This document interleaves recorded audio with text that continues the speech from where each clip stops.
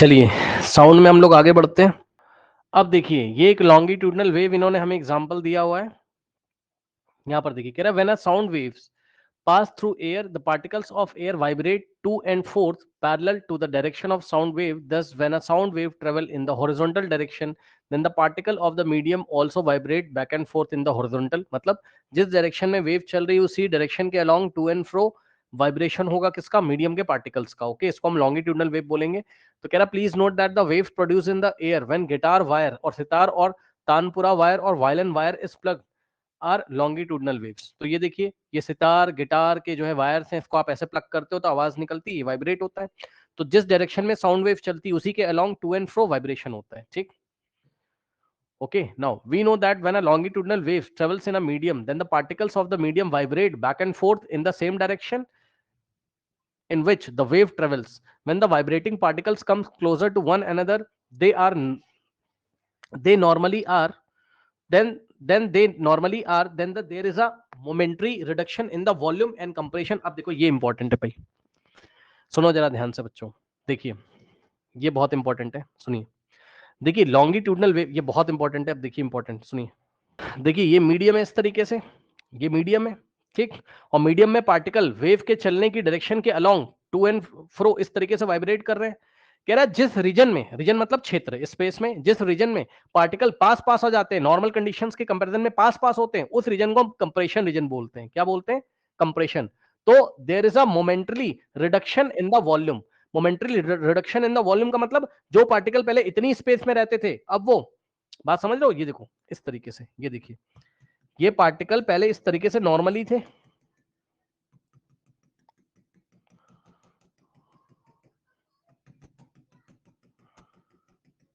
ये पहले नॉर्मल थे इस तरीके से।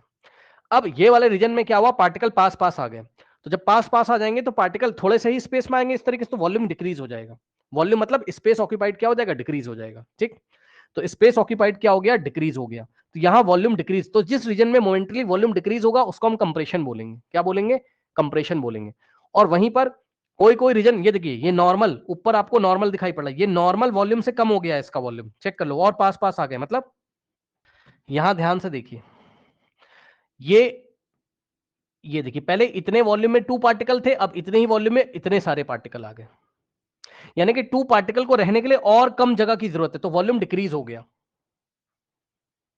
और यहां पर क्या हो रहा है, नॉर्मल कंडीशन के कंपैरिजन में पार्टिकल क्या हो रहे हैं, दूर दूर हो जा रहे हैं, इसको हम रेयर फ्रैक्शन बोलते हैं। यहां क्या होता है, वॉल्यूम इंक्रीज हो जाता है। चेक कर लीजिए, सुनिए, ये पार्टिकल जब ऐसे दूर दूर हो जाएंगे तो वॉल्यूम इंक्रीज हो जाएगा। ठीक है, इसको हम रेयर फ्रैक्शन वाला रीजन बोलते हैं। कौन सा रीजन बोलते हैं? इसको हम रेयर फ्रैक्शन वाला रीजन बोलते हैं। ओके, यहाँ पे पढ़िए जरा ध्यान से। On the other hand, when the vibrating particles move farther apart from one another, they normally are they normally are, मतलब नॉर्मली जैसे वो रहते थे उसके कंपैरिजन में वो दूर दूर हो गए। ठीक है ना, तो हम क्या बोलते हैं, there is a momently increase in the volume.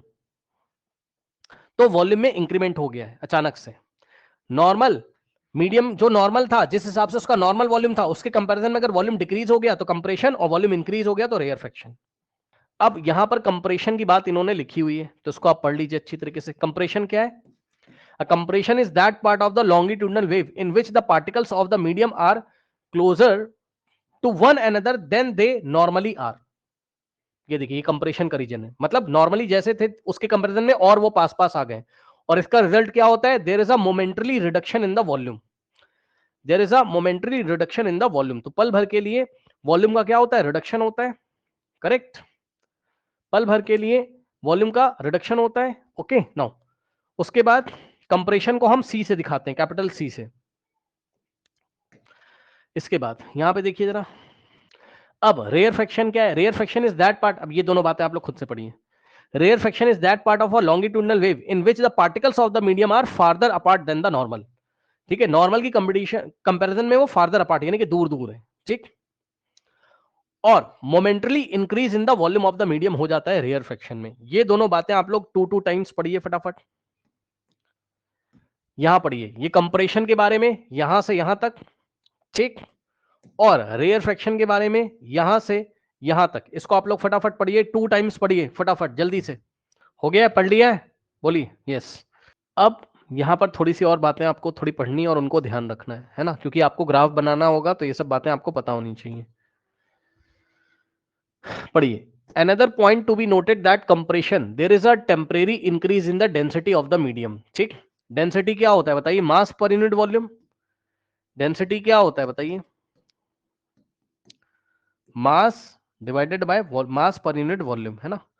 तो अब बताओ, अगर वॉल्यूम डिक्रीज कर गया, कंप्रेशन में क्या होता है, वॉल्यूम डिक्रीज कर जाता है ना, यानी कि एयर जो मीडियम के पार्टिकल थे पहले इतनी जगह में रह रहे थे, अब कंप्रेशन हो गया तो इतनी जगह में, यानी कि वॉल्यूम डिक्रीज हो गया, तो डेंसिटी इंक्रीज हो जाएगी, क्योंकि उतना ही मास अब कम वॉल्यूम में रहता है, तो वॉल्यूम डिक्रीज और उतना ही मास, मास कांस्टेंट है तो वॉल्यूम डिक्रीज हो गया तो डेंसिटी इंक्रीज हो जाएगी। इसलिए जो कंप्रेशन का रीजन होता है वहां पे डेंसिटी इंक्रीज हो जाती है, पल भर के लिए टेम्परेरी वहां डेंसिटी इंक्रीज हो जाती है।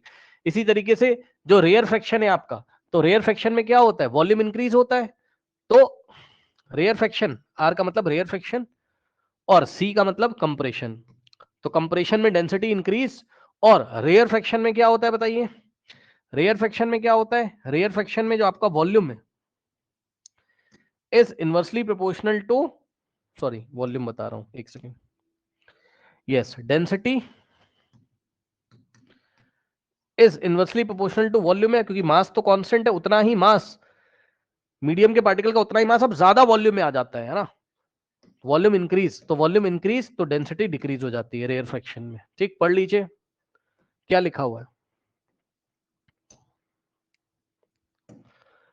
Yes, there is a temporary decrease in the density of the medium through which a longitudinal wave passes.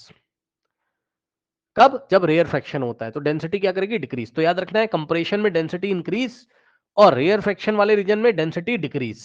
ठीक, now when the density of the medium increases it's pressure also increases. अब बताओ, अगर density, अगर density क्या होगी, increase होगी, तो भाई एक तरीके से वहां प्रेशर बढ़ रहा है ना, तो वहां प्रेशर भी इंक्रीज होगा, याद रखिएगा। ठीक है, तो प्रेशर ऑल्सो इंक्रीजेस, तो यहां क्या होगा, पी का मतलब प्रेशर, प्रेशर बढ़ जाएगा। ठीक, when the density of the medium decreases then pressure also decreases. Okay, तो रेयर फ्रैक्शन में ये क्या है, रेयर फ्रैक्शन वाला रीजन, और सी का मतलब कंप्रेशन, यहां डेंसिटी भी ज्यादा, प्रेशर भी ज्यादा, और यहां डेंसिटी कम और प्रेशर भी डिक्रीज हो जाता है। ठीक, ओके, तो कंप्रेशन कौन सा है, कंप्रेशन क्या होता है आपका बताओ, compression is a region of high pressure. ठीक, compression is a region of high pressure, और इसी तरीके से जो रेयर फ्रैक्शन है, so rarefaction is a region of low pressure, rarefaction is a region of low pressure, check कर लो, rarefaction is a region of low pressure, correct. From the above conclusion, from the above discussion we can conclude that longitudinal consists of compression and rear friction traveling through a medium. ठीक है, तो जब भी longitudinal wave चलती हैं तो क्या होता है, कंप्रेशन का रीजन बनता है, रेयर फ्रैक्शन का, कंप्रेशन का, रेयर फ्रैक्शन का, इस तरीके से। ठीक, अब देखिए, अब मैं आपको दिखाता हूं लॉन्गिट्यूडनल वेव्स का एनिमेशन एक, है ना। ये देखिए, थोड़ा सा लॉन्गिट्यूडनल वेव देखिए जरा, क्या आप सोच सकते हैं, ये इन्होंने कोई पार्टिकल देखिए पकड़ के रखा हुआ है इस तरीके से, और बस इस रेड वाले पार्टिकल को देखो, ये मीडियम का पार्टिकल, वेव ऐसे करके जा रही है और ये पार्टिकल इधर उधर वाइब्रेट कर रहा है मीन पोजीशन। पहले आप रेड वाले को देखो बस,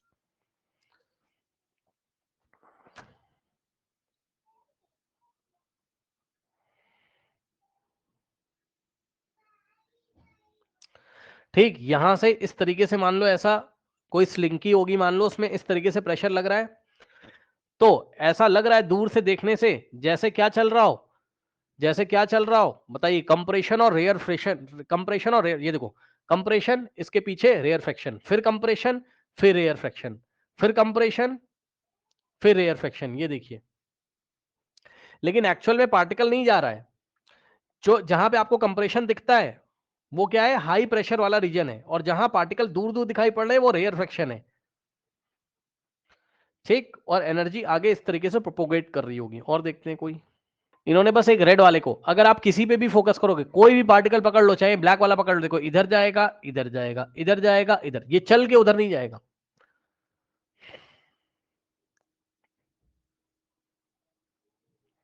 और ऐसा होते हुए कभी पार्टिकल कहीं कहीं देखो पास पास आ जाते हैं तो वो कंप्रेशन बन जाता है, और कहीं कहीं दूर दूर हो जाते हैं तो वो रेयर फ्रैक्शन हो जाता है। चेक कर लीजिए। ठीक है, वेव आगे जा रही है, वेव इस तरीके से आगे यानी कि एनर्जी आगे प्रोपोगेट हो रही है, ठीक, compression, rarefaction, compression, rarefaction, compression, rarefaction, इस तरीके से। अब यहां पर थोड़ा सा देखिए जरा आगे, ये देखिए, पहले ही देख लीजिएगा आप सारी चीजें, फिर मैं आपको अभी बुक से भी बताऊंगा। अभी आएगा, रुक जाओ, लोड हो रहा है, वेट। चल जा भाई, क्या हो गया? हाँ, ये देखिए, देख लीजिए अब। वेवलेंथ क्या होता है? टू कंप्रेशन, ये देखिए, कंप्रेशन और कंप्रेशन के बीच का डिस्टेंस चेक कर लो। टू कंप्रेशंस के बीच का डिस्टेंस, ये कंप्रेशन और ये कंप्रेशन, कंप्रेशन कंप्रेशन के बीच का डिस्टेंस वेवलेंथ कहलाता है। देख लो ध्यान से, ये कंप्रेशन और ये तो टू सक्सेसिव कंप्रेशन, मतलब एक के बाद एक जो कंप्रेशन है, ये वाला और ये वाला, ये वाला और ये वाला, किन्हीं भी टू सक्सेसिव कंप्रेशन के बीच का डिस्टेंस जो होता है, ये देखिए, वो वेवलेंथ कहलाता है। वेवलेंथ के बहुत सारे डेफिनेशन होते हैं, अभी आपको मैं बताऊंगा। टू सक्सेसिव कंप्रेशन के बीच, ये वाला कंप्रेशन, ये वाला, टू सक्सेसिव कंप्रेशन के बीच का डिस्टेंस वेवलेंथ कहलाता है। देख लीजिए। अच्छा, ये ग्राफ कौन सा ग्राफ है, इसको भी मैं आपको डिस्कस करता हूं, रुक जाओ। देखिए ग्राफ कौन सा ग्राफ है और कैसे बनेगा, इधर आइए जरा। ये देखिए बच्चों, ये इन्होंने क्या किया हुआ है, ग्राफ बनाया हुआ है। ठीक, वाई एक्सिस पे इन्होंने ये नॉर्मल डेंसिटी, ये वाली लाइन नॉर्मल डेंसिटी को बता रही है। मतलब मैं नंबर लिख देता हूं तब आपको समझ में आएगा, ऐसे नहीं, रुक जाओ। ये देखिए, मान लीजिए यहां नॉर्मल डेंसिटी मान लो 5 है, जैसे एग्जांपल दे रहा हूं। 5 से बड़ी 6, 6 से बड़ी 7, 7 से बड़ी 8, 8 से बड़ी 9, और इसी तरीके से 5 से छोटा 4, उससे कम डेंसिटी 3, उससे कम हो गई 2, और उससे कम हो गई 1। ठीक, ये देखिए, ये एक्स एक्सिस पे क्या दिखाया गया, डिस्टेंस फ्रॉम सोर्स। ठीक है, जिस भी सोर्स से वेव निकल रही है, कौन सी वेव, साउंड वेव, जो कि लॉन्गिट्यूडनल वेव है। तो जैसे जैसे सोर्स से आप दूर जाते जा रहे हो, तो आपको क्या मिलेगा, कंप्रेशन, फिर रेयर फ्रैक्शन, कंप्रेशन, फिर रेयर फ्रैक्शन। तो देखो, कंप्रेशन क्या है, हायर हायर प्रेशर, यानी कि हायर डेंसिटी वाला, देख रहे हो। तो कंप्रेशन क्या है आपका, हायर। भाई कंप्रेशन में क्या है, कंप्रेशन में हायर डेंसिटी मिलेगी। तो ये जो नॉर्मल डेंसिटी थी 5, तो 5 से ज्यादा आपको डेंसिटी मिलेगी यहां पे, ये इस तरीके से देखिए। ठीक, और उसके बाद रेयर फ्रैक्शन में क्या मिलेगा, नॉर्मल डेंसिटी 5 से कम डेंसिटी मिलेगी, लेसर डेंसिटी। ये देखिए, ये वाले डिस्टेंस पे डेंसिटी इतनी है, ये वाले डिस्टेंस पे डेंसिटी इतनी है, ये वाले डिस्टेंस पे डेंसिटी वापस इतनी होगी।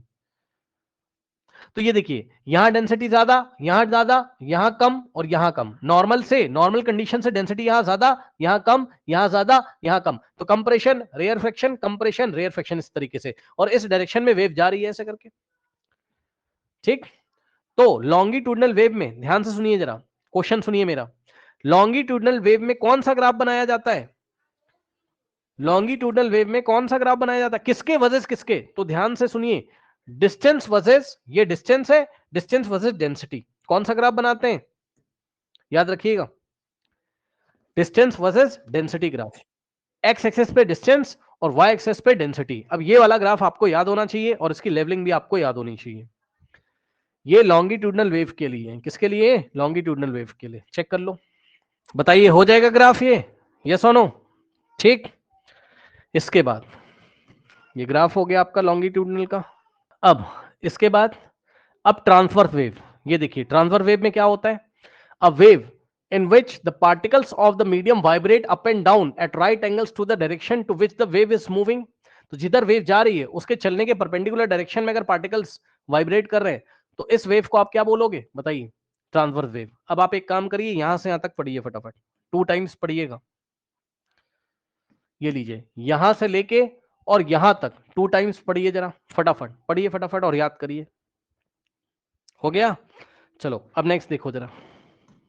अब ये देखिए बच्चों, नंबर 1 एग्जांपल है the wave produce by moving one end of अब ये मैंने आपको कल दिखाया था। ठीक है, स्लिंकी के एक एंड को यहां फिक्स कर दिया और एक एंड को इस तरीके से अप एंड डाउन कर रहे हैं, तो यहां ट्रांसफर वेव बनेगी, कल मैंने आपको दिखाया था। उसके बाद वाटर वाला भी मैंने आपको दिखाया था। ये देखिए, यहाँ पे नंबर 2 एग्जांपल है ट्रांसवर्स का आपका, कौन सा, वाटर रिपल्स। ओके, वाटर में जो रिपल्स बनती है, वाटर रिपल्स, करेक्ट। नाउ देखिए, the water ripples formed on the surface of the water in a pond are transverse wave. This is because of the fact that in the water wave the molecules of the water move up and down। ठीक है, तो जिस direction में wave जा रही है, कल देखा था आपने पानी में, जिस डायरेक्शन में एनर्जी प्रोपोगेट हो रही थी, आगे बढ़ रही थी, उसके परपेंडिकुलर डायरेक्शन में पार्टिकल अप एंड डाउन करेंगे। ठीक, तो ये देखिए, ये वाले पार्टिकल, ये वाले रीजन में भी सभी पार्टिकल ऊपर है और ये वाले रीजन में सभी पार्टिकल अपनी मीन पोजीशन से। ये क्या है, इसको हम क्या बोलते हैं, लाइन ऑफ जीरो डिस्टर्बेंस। सोचिए उस वाटर सरफेस के बारे में, सोचिए पानी के सरफेस के बारे में सोचिए, तो ये क्या है, लाइन ऑफ जीरो डिस्टर्बेंस है। ये सभी पार्टिकल मीन पोजीशन से ऊपर है, अभी वाटर लेवल के सरफेस से ऊपर है, और ये सभी पार्टिकल यहां पर, ये नीचे, फिर ये अभी ऊपर है, ये नीचे, इस तरीके से। तो पार्टिकल क्या हो रहे हैं, इस तरीके से वाइब्रेट कर रहे हैं ये पार्टिकल। अब सुनो, अगले पल क्या होगा, अगले पल क्या होगा बताओ, अगले पल क्या होगा, ये वाले पार्टिकल नीचे जाने की तैयारी में होंगे और ये वाले ऊपर आने की तैयारी में होंगे। तो यहां जहां क्रेस्ट था वहां ट्रफ बन जाएगा। क्रेस्ट मतलब ये उठा हुआ पार्ट क्या कहलाता है, क्रेस्ट, और ये इस तरीके से जो नीचे होता है इसको ट्रफ बोलते हैं। तो अगले पल ये ऐसा दिखाई पड़ेगा आपको, अगले पल ये ऐसा दिखाई पड़ेगा आपको, मतलब जहां पे क्रस्ट था ट्रफ बन जाएगा और जहां ट्रफ था वहां क्रेस्ट बन जाएगा, जहां क्रेस्ट था ट्रफ बन जाएगा और जहां ट्रफ था क्रेस्ट। इस तरीके से क्रेस्ट ट्रफ आगे बढ़ते रहते हैं। ये देखिए आपसे बता भी रहा है, कह रहा है कि this is because the fact that in the water wave the molecules of the, okay, molecule क्या करते हैं, अप एंड डाउन करते हैं। कौन सी डायरेक्शन में, in the vertical direction when the wave travels in horizontal direction. तो wave ऐसे जा रही है, वेव ऐसे जा रही है और वेव के चलने की डायरेक्शन के वर्टिकल डायरेक्शन में, यानी कि परपेंडिकुलर डायरेक्शन में पार्टिकल्स मूव कर रहे हैं। Since the water molecules vibrate up and down at the same place, therefore a cork or a leaf placed at the surface of the water moves up and down, है ना। तो अगर कहीं पर water ripples बन रही है, अगर आप कॉर्क मतलब लकड़ी का एक टुकड़ा रख दीजिए वहां पे सरफेस पे, लकड़ी का टुकड़ा रख दोगे तो वो अप एंड डाउन बस करता रहता है इस तरीके से। क्यों, क्योंकि पार्टिकल आगे थोड़ी ना जाते हैं, पानी के पार्टिकल तो बस ऐसे ऐसे वाइब्रेट कर रहे हैं ना।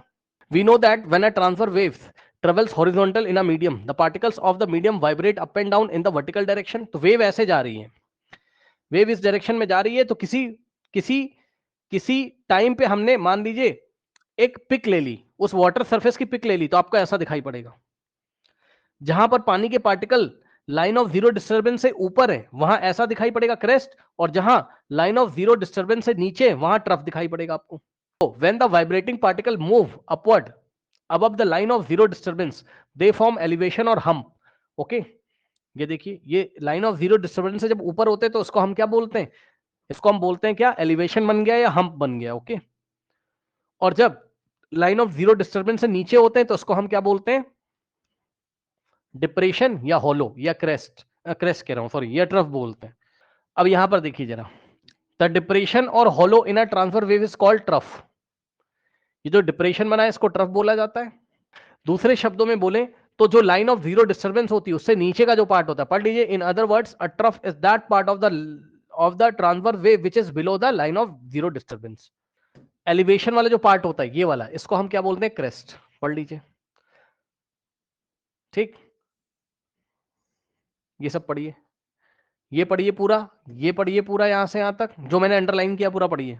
और फाइनली इससे हमें पता चलता है कि जो भी ट्रांसफर वेव होगी वो किससे बनी होगी, क्रेस्ट और ट्रफ से। ट्रांसफर वेव किससे बनी होगी, क्रेस्ट और ट्रफ से। ओके, नाउ अब नेक्स्ट देखिए जरा, सुनिए, अभी अभी मैंने आपको बताया था, अगर आप लॉन्गिट्यूडनल वेव का ग्राफिकल ग्राफ बनाओगे, लॉन्गिट्यूडनल वेव का, तो डेंसिटी वर्सेस डिस्टेंस बनता है। ये डिस्टेंस थी और ये डेंसिटी थी, ठीक, ये नॉर्मल डेंसिटी, ये नॉर्मल डेंसिटी से ज्यादा और ये नॉर्मल डेंसिटी से कम।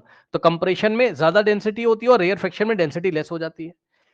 इसी तरीके से जब आप ट्रांसफर वेव का ग्राफ बनाओगे तो आप डिस्प्लेसमेंट वर्सेस डिस्टेंस बनाओगे, डिस्प्लेसमेंट वर्सेस डिस्टेंस बनाओगे। अब ये बात समझनी जरूरी है, डिस्प्लेसमेंट वर्सेस डिस्टेंस का मतलब क्या है।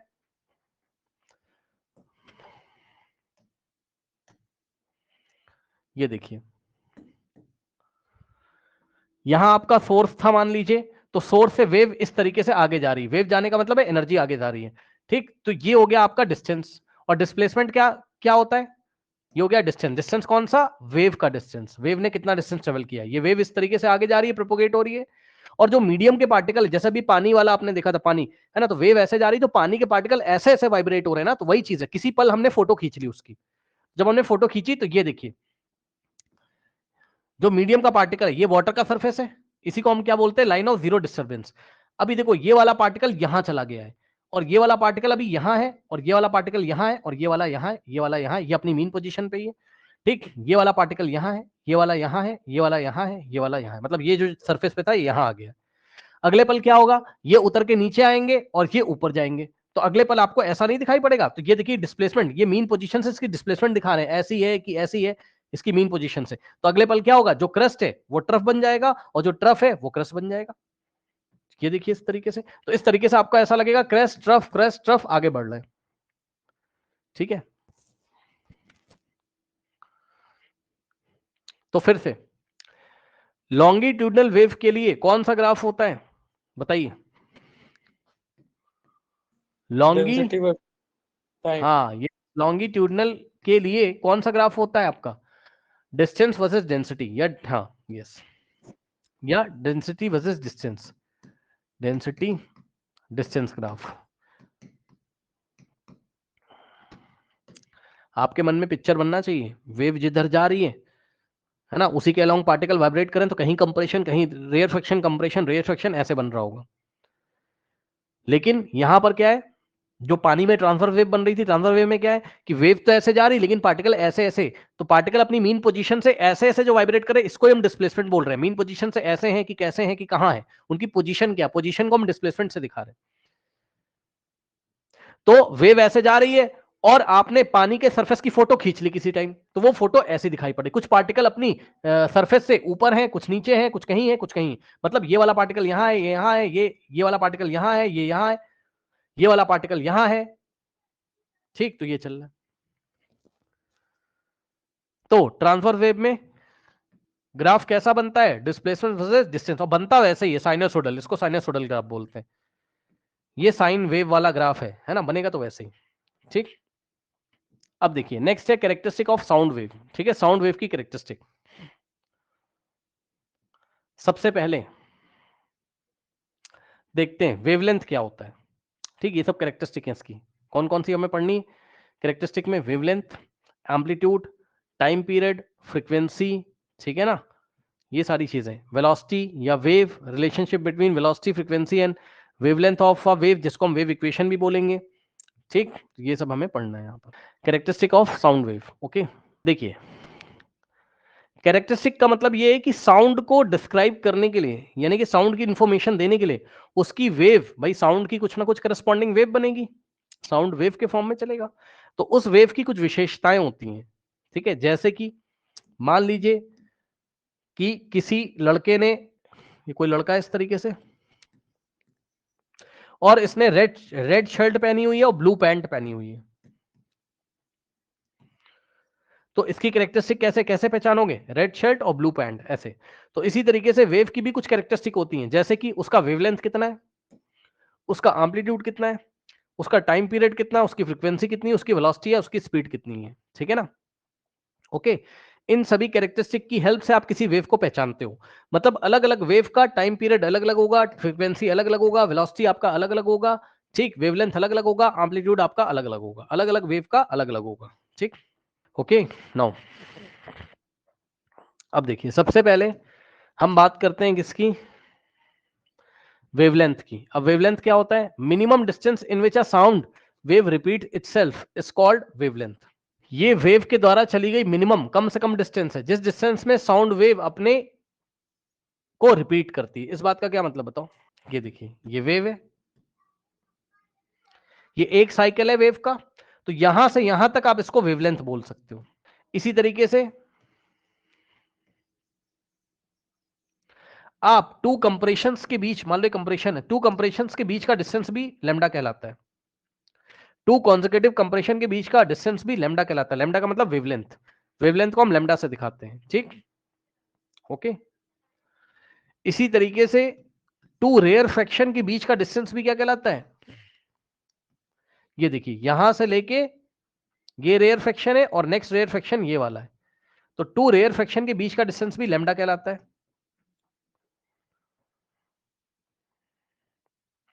और हो क्या रहा है, थोड़ा सा मैं आपको बताना चाहता हूं, हो ये रहा है एक्चुअल में। देखो, देखिए यहां हम ग्राफ प्लॉट करेंगे,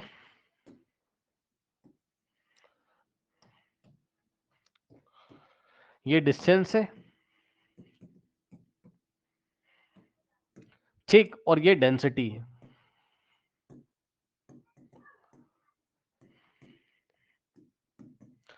इधर इंक्रीज कर रही है, इधर डिक्रीज कर रही है डेंसिटी, और इधर नॉर्मल डेंसिटी है, ये नॉर्मल डेंसिटी वाली लाइन है।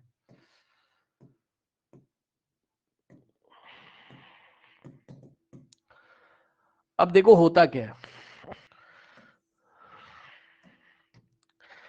ये मीडियम है और मीडियम में बहुत सारे पार्टिकल्स हैं, है ना। ये पार्टिकल वाइब्रेट कर रहे हैं वेव के चलने की डायरेक्शन के अलोंग, ठीक। ये वेव इस डायरेक्शन में ऐसे करके जा रही है, प्रोपोगेट हो रही है, सही है। ओके, अब ध्यान दें, किसी एक पार्टिकल को पकड़ लीजिए, ठीक। तो किसी एक पार्टिकल को पकड़ के देखिए वो क्या कर रहा है। ये इसकी मीन पोजीशन है, कैसी पोजीशन है, मीन, ठीक।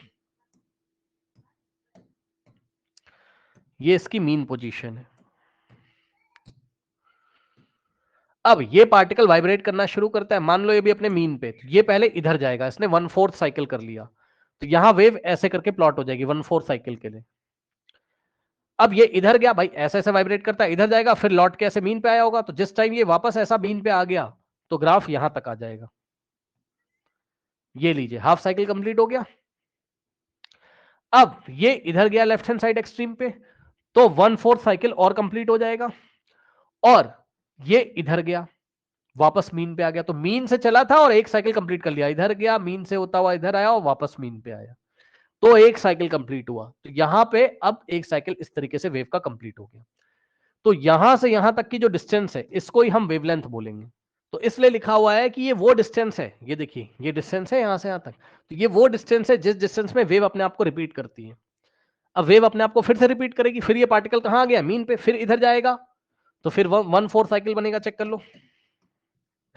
सॉरी, ये फिर से एक्सट्रीम पे जाएगा, फिर 1/4 साइकिल बनेगा, फिर मीन पे आएगा, तो ये ऐसे, और फिर इधर जाएगा, फिर 1/4 बनेगा, और फिर मीन पे आएगा, तो ये एक और साइकिल कंप्लीट हुआ, तो 1 साइकिल, ठीक। फिर इतने ही डिस्टेंस जब ट्रेवल होगा तो वेव का एक और साइकिल, जितना डिस्टेंस ट्रेवल हुआ था उतना ही डिस्टेंस और ट्रेवल होगा तो वेव का एक और साइकिल कंप्लीट होगा, इसको हम लैम्डा बोलते हैं, ठीक, वेवलेंथ। तो वेवलेंथ वो मिनिमम डिस्टेंस है जिस डिस्टेंस में वेव अपनी एक साइकिल को कंप्लीट करती है, ये या वेव अपने आप को रिपीट करती है। चेक कर लीजिए क्या डेफिनेशन लिखा हुआ है, पढ़िए क्या डेफिनेशन लिखा है। The minimum distance in which a sound wave repeat itself is called wavelength. Okay, so in most simple words it is the length of one complete wave, ठीक है। एक कंप्लीट वेव का लेंथ वेवलेंथ कहलाता है, ठीक है। The wavelength is denoted by the Greek letter lambda, इसको हम लैम्डा से दिखाते हैं। In a sound wave the combined length of compression and adjacent rare friction is called wavelength. अब देखिए, ये देखिए, ये क्या बोल दिया इसने, कंबाइंड लेंथ ऑफ, ये आपका कंप्रेशन है और ये आपका रेयर फ्रिक्शन है, तो ये देखिए कंप्रेशन और रेयर फ्रिक्शन की जो लेंथ है यही लैम्डा कहलाती है।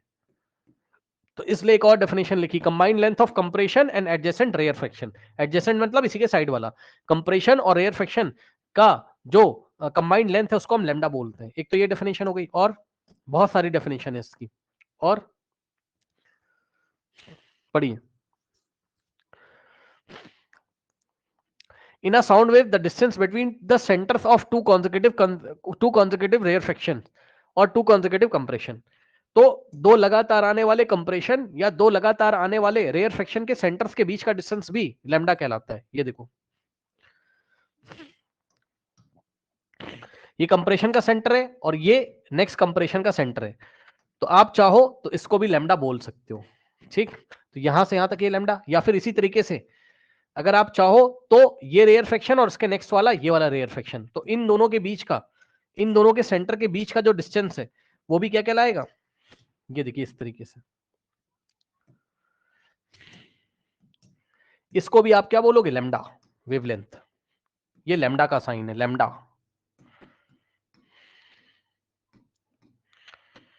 करेक्ट, ये वेवलेंथ हो गई, ठीक है।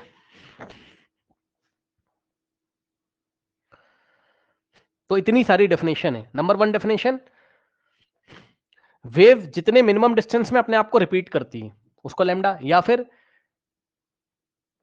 Combined length of compression and adjacent rarefaction, ये कंप्रेशन है उसका एडजेसेंट रेयर फ्रिक्शन ये इसका जो कंबाइंड लेंथ है लैम्डा ये वाला, या फिर टू कॉन्जिक्यूटिव कंप्रेशंस के बीच के डिस्टेंस को, ये देखिए 2 कॉन्सेक्यूटिव मतलब लगातार आने वाले कंप्रेशन, मतलब ऐसा नहीं कि इसके साथ ये वाला कंप्रेशन के बाद आप ये वाला कोई कंप्रेशन ले लोगे, ना ना ना, इसके बाद जो कंप्रेशन आता है इन दोनों के सेंटर के बीच का डिस्टेंस लैम्डा, या 2 कॉन्सेक्यूटिव रेयरफेक्शन के सेंटर के बीच का डिस्टेंस लैम्डा होता है। ठीक, इतनी सारी डेफिनेशंस हैं यहां पर। तो ये कितना हो जाएगा, यहां से यहां तक, यहां से यहां तक ये हो जाएगा लैम्डा बाय 2, है ना, वेवलेंथ का हाफ, और यहां से यहां ये भी हो जाएगा कितना, लैम्डा बाय 2, सही है, और यहां से यहां ये भी हो जाएगा लैम्डा बाय 2, और ये भी लैम्डा बाय 2। ठीक, ध्यान रखिएगा। और सर इनका हाफ लैम्डा बाय 2 होगा ना? यस, बताया तो, यहां से यहां तक लैम्डा बाय 2 है ना भाई, ये पूरा लैम्डा नो है। सर, हाँ सर मतलब कि जहां तक सी है वहां तक शायद लैम्डा बाय 2 होगा। नहीं भाई, आप क्या कर रहे हो, यहां से यहां लैम्डा बाय 4 हो जाएगा। ठीक, ये 1/4 है, लैम्डा बाय 4 ये होगा, और ये भी लैम्डा बाय 4 होगा। ठीक, समझे, और ये भी लैम्डा बाय 4 होगा यहां से यहां तक, और ये भी लैम्डा बाय 4 होगा। ठीक, चलो एक दो सवाल करा देते हैं इसी में।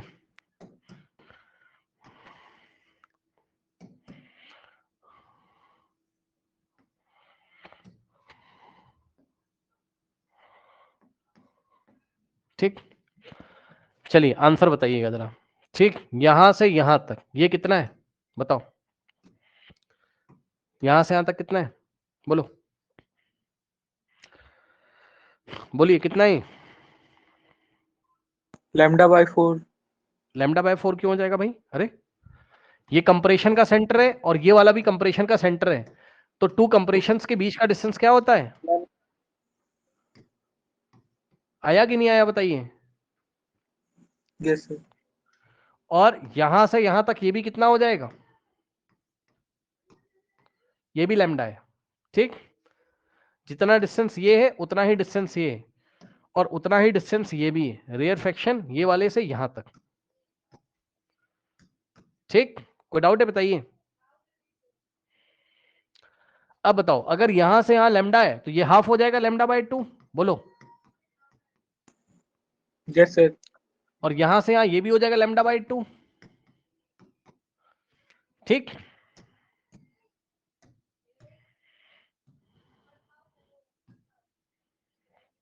अब बताओ जरा, यहां से यहां ये लैम्डा बाय 2, लैम्डा बाय 2 को फिर से हाफ करो, लैम्डा बाय 2 को फिर से हाफ करो, कितना आएगा, बोलो, लैम्डा बाय 4। ठीक, तो यहां से यहां ये लैम्डा बाय 4 बनेगा, बताओ, और यहां से यहां ये भी लैम्डा बाय 4, आया कि नहीं आया बताइए। और यहां से यहां ये भी लैम्डा बाय 4 बनेगा, बोलो। अब मैं 2 पॉइंट आपको दिखा रहा हूं, एक ये वाला पॉइंट दिखा, और ये वाला, इनके बीच का डिस्टेंस कितना हो जाएगा जरा बताना, यहां से यहां तक कितना हो जाएगा। Lambda by 2। यस, क्योंकि ये लैम्डा बाय 4 है, ये लैम्डा बाय 4, तो lambda by 4 plus lambda by 4 कितना हो जाएगा, लैम्डा बाय 4 और प्लस लैम्डा बाय 4 कितना हो जाएगा, 2 टाइम्स लैम्डा बाय 4, तो 2 1 जा 2 2 जा, तो लैम्डा बाय 2, तो यहां से यहां तक लैम्डा बाय 2 हो गया, ये हो गया कितना, लैम्डा बाय 2, सही है, चेक कर लीजिए। ओके, यही चलता है, आपको ध्यान रखना है ये, ठीक है। आगे भी आप चेक कर सकते हो।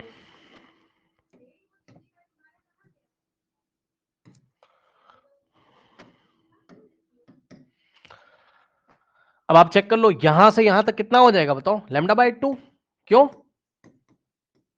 क्योंकि यहां भाई ये क्या आपका, हाँ कंप्रेशन, और नेक्स्ट वाले रेयर फ्रैक्शन का सेंटर लोगे तो लैम्डा बाय 2 आएगा, मतलब ये लैम्डा बाय 4 है, चेक कर लो, और यहां से यहां ये लैम्डा बाय 4 है, तो lambda by 4 plus lambda by 4 lambda by 2 नहीं हो जाएगा, बताइए, सही है, ओके। यस। और देख लो, अगर कोई पूछे भाई यहां से यहां बताओ तो लैम्डा बाय 4 ही तो है, कोई पूछे यहां से यहां टोटल बताओ तो lambda by 4 plus lambda by 4, ये हो जाएगा आपका लैम्डा बाय 2 यहां से यहां तक, तो इतना आप पढ़ के आइए, ठीक है। ये वेवलेंथ वाला कैरेक्टरिस्टिक आप ये वाला पढ़ के आइए, इसके आगे हम नेक्स्ट क्लास में करेंगे, ये वाली कैरेक्टरिस्टिक आप पूरी पढ़ के आओगे यहां से यहां तक। और एक चीज और, वेवलेंथ का ऐसा यूनिट क्या होता है, मीटर, वेवलेंथ डिस्टेंस है, डिस्टेंस को किसमें मेजर करते हैं, मीटर्स में, तो याद रखिएगा the SI unit for measuring wavelength is called metre. Okay, metre में मेजर करना है, मीटर में जाइए।